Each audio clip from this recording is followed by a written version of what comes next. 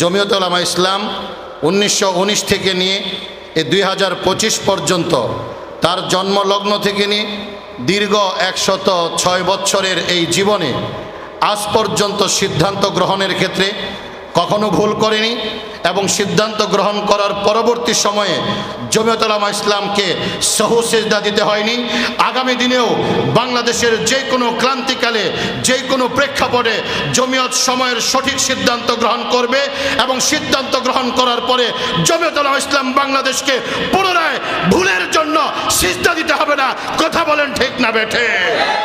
জমিয়ত উলামা ইসলাম বাংলাদেশ এমন একটি সময়ে জন্মগ্রহণ করেছে যে সময়টা বিগত কয়েকশো বছরের মধ্যে সবচাইতে বেশি প্রতিকূল সময় ছিল এবং সংকটকালীন সময় ছিল। আমরা এখন সংকটকালীন সময় কিভাবে মোকাবেলা করব, কিভাবে এই সময়গুলোকে অতিবাহিত করব, এগুলো নিয়ে বিচলিত হই এবং জমিয়তকে বিভিন্ন প্রশ্নবাণে আমরা জর্জরিত করি। আশ্চর্যের বিষয়, যার জন্মই হয়েছে পানির মধ্যে তাকে যদি সাঁতারের জ্ঞান দিতে যাই, এটা তো ইচড়ে পাকামি ছাড়া আর কোনো কিছুই হতে পারে না। কথা বলেন ঠিক কিনা? ব্রিটিশরা ভারত উপমহাদেশে এই ভারত উপমহাদেশের মুসলমানদেরকে গোলামির জিঞ্জিরে আবদ্ধ করেছিল। আমাদেরকে গোলামির জিঞ্জির পরে চলাফেরা করতে হয়েছে। যেই সময়টাতে হাজার হাজার আলেমে দ্বীন ফাঁসির কাষ্ঠে ঝুলেছে, নারীরা নিজেদের ইজ্জতকে হারিয়েছে, যেখানে শত শত একর জমি মাদ্রাসার নামে বরাদ্দ ছিল, মসজিদের নামে বরাদ্দ ছিল, ওই সমস্ত জমিগুলো সরকার আবার মুসলমানদের হাত থেকে ছিনিয়ে নিয়েছে।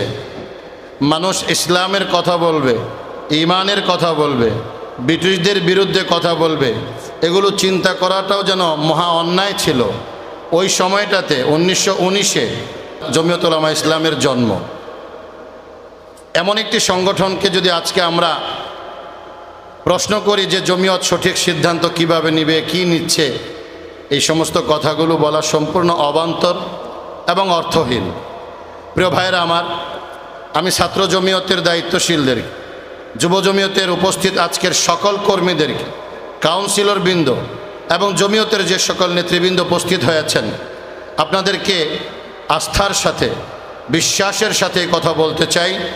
জমিয়ত উলামা ইসলাম 1919 থেকে নিয়ে 2025 পর্যন্ত তার জন্মলগ্ন থেকে নিয়ে দীর্ঘ 106 বছরের এই জীবনে আজ পর্যন্ত সিদ্ধান্ত গ্রহণের ক্ষেত্রে কখনো ভুল করেনি এবং সিদ্ধান্ত গ্রহণ করার পরবর্তী সময়ে জমিয়ত উলামা ইসলামকে সহু সিজদা দিতে হয়নি।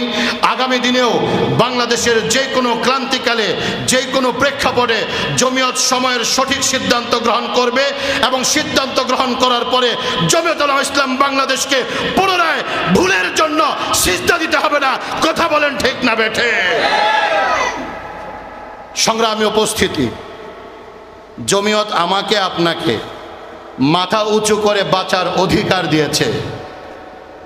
জমিয়ত আমাকে আপনাকে অধিকার আদায়ের আন্দোলনে সোচ্চার হতে শিখিয়েছে। 1971 সালে স্বাধীনতা সংগ্রাম হয়েছে। জমিয়ত যদি সেই সময়ে সঠিক সিদ্ধান্ত গ্রহণ না করত, স্বাধীনতা পরবর্তী সময়ে আমি আপনি মাথা উঁচু করে বাংলার মাটিতে 56,000 বর্গ মাইলের মধ্যে মাথায় টুপি লাগিয়ে, চেহারার মধ্যে নবীর সুন্নত লাগিয়ে এই দেশে আমি আপনি স্বাভাবিকভাবে চলাফেরা করতে পারতাম না। কথা বলেন ঠিক কিনা? আজকে জমিয়তকে আপনারা বিভিন্নভাবে দোষারোপ করেন, জমিয়তের সমালোচনা করেন। হযরত মাওলানা হুসাইন আহমদ মাদানী রহমতুল্লাহি আলাইহি বলেছেন, বাপ কা খাও বাপ কা গাও। খাবেন তো বাপেরটা খান, গাবেন তো বাপেরটা গান। কে আপনার বাপ সেটাই চিনলেন না, কে আপনার জন্মদাতা সেটাই চিনলেন না, নিজের অভিভাবককে নিয়ে সমালোচনা করেন। এগুলো বাড়াবাড়ি ছাড়া অন্য কিছু নয়। প্রিয় ভাইয়েরা আমার, জমিয়ত উলামা ইসলাম বাংলাদেশ 1971 থেকে নিয়ে আজ পর্যন্ত সময়ের সঠিক সিদ্ধান্ত গ্রহণ করেছে, জাতিকে সুন্দরভাবে নেতৃত্ব দিয়েছে, ঈমান ও ইসলামের হেফাজতের জন্য সর্বোচ্চ কোরবানির নজরানা পেশ করেছে জমিয়ত উলামা ইসলাম বাংলাদেশ। সুতরাং কোরবানির নজরানা যখন পেশ করার সময় আসবে তখন ইনশাআল্লাহ জমিয়ত সময়ের সঠিক সিদ্ধান্ত গ্রহণ করবে। প্রিয় ভাইয়েরা আমার, যুব জমিয়ত বাংলাদেশ আজকে আপনাদের সকলের সার্বিক সহযোগিতায় প্রত্যেকটি থানা, জেলা, মহানগর সমস্ত জায়গায় যুব জমিয়ত কাজ করে যাচ্ছে। যুব জমিয়ত 1992, ছাত্র জমিয়ত 1992 একই সময়ে প্রতিষ্ঠা লাভ করে। মুরব্বীদের শুকরিয়া আদায় করি যিনারা যুবকদের জন্য একটি আদর্শিক প্ল্যাটফর্ম উপহার দিয়েছেন, ছাত্রদের জন্য একটি আদর্শিক প্ল্যাটফর্ম উপহার দিয়েছেন। এবং সাথে সাথে তাদেরকেও স্মরণ করতে চাই, তাদেরও শুকরিয়া আদায় করতে চাই 1992 থেকে নিয়ে আজ পর্যন্ত যারা যুব জমিয়তের নেতৃত্ব দিয়েছেন, যাদের ধারাবাহিক কর্মকাণ্ডের মাধ্যমে যুব জমিয়তকে আমরা আমাদের খেদমতের একটি সুন্দর জায়গা হিসেবে পেয়েছি। প্রিয় ভাইরা আমার, যুব জমিয়ত বাংলাদেশ 2018 সালে যেই কাউন্সিলের মাধ্যমে আমি সাধারণ সম্পাদক নির্বাচিত হই, বর্তমান সভাপতি আজকে উপস্থিত হওয়ার কথা ছিল, অসুস্থতার কারণে উপস্থিত হতে পারেননি। যোগ্য পিতার যোগ্য সন্তান মাওলানা তাফহিমুল হক উনি সভাপতি নির্বাচিত হয়েছিলেন। ওই কাউন্সিল বাড়িধারা মাদ্রাসার উত্তর দিকের ভবনের দ্বিতীয় তলায় অনুষ্ঠিত হয়েছিল। যুব জমিয়ত কাজ করার প্রেক্ষালে জমিয়তের একেবারে হাই কমান্ড থেকে নিয়ে ছাত্র জমিয়তের তৃণমূল পর্যন্ত সকলের একটা দৃষ্টিভঙ্গি ছিল যে আমরা দেশের আনাচে কানাচে জমিয়তকে সবার আগে প্রতিষ্ঠিত করব, এর সাথে সাথে ছাত্র জমিয়তকে প্রতিষ্ঠিত করব। এবং ছাত্র জমিয়ত যখন একটা পর্যায়ে চলে আসবে ইনশাআল্লাহ আমরা যুব জমিয়তকে প্রতিষ্ঠিত করব। যখন ছাত্র জমিয়ত থেকে এক ঝাঁক নেতাকর্মী তাদের ছাত্রত্ব শেষ করে, তাদের রাজনৈতিক প্রজ্ঞাকে সমৃদ্ধ করে, তাদের সাংগঠনিক অভিজ্ঞতাকে সমৃদ্ধ করে ছাত্র জীবন পার হয়ে যুব জমিয়তে আসবে, তখন অটোমেটিকলি যুব জমিয়ত তার আপন পায়ে দাঁড়াতে পারবে। প্রিয় ভাইয়েরা আমার, 2018 সালে আমরা ছাত্র জমিয়ত থেকে অবসর নিয়ে এক ঝাঁক ছাত্র জমিয়তের নেতৃস্থানীয় দায়িত্বশীলরা আমরা যুব জমিয়তের দায়িত্ব গ্রহণ করি। এরপর থেকে 2022-এ আমরা খিলগাঁয়ে হলের মধ্যে কাউন্সিল করেছিলাম, যেখানে আমাদের নাসির ভাই উপস্থিত ছিলেন।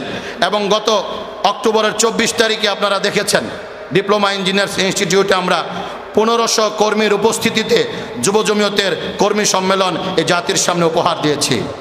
প্রিয় ভাইয়েরা আমার, আজকে যুব জমিয়তের কেন্দ্রীয় কমিটিতে যারা কাজ করে যাচ্ছেন তারা সকলেই ছাত্র জমিয়তের সোনালী ফসল। আজকে আমরা আশ্বস্ত করতে চাই আপনাদেরকে, যুব জমিয়ত যেভাবে কাজ করে যাচ্ছে, যদি আপনারা তৃণমূল থেকে আমাদেরকে সাহায্য করেন, সহযোগিতা করেন এবং আপনাদের সকল দিনই কার্যের মধ্যে জমিয়তের কাজকে যদি অগ্রাধিকার এবং প্রায়োরিটি দেন, আগামী 6 মাসের মধ্যে যুব জমিয়ত বাংলাদেশ সকল যুব সংগঠনের মধ্যে আলোচিত একটি যুব সংগঠনে পরিণত হবে ইনশাআল্লাহ।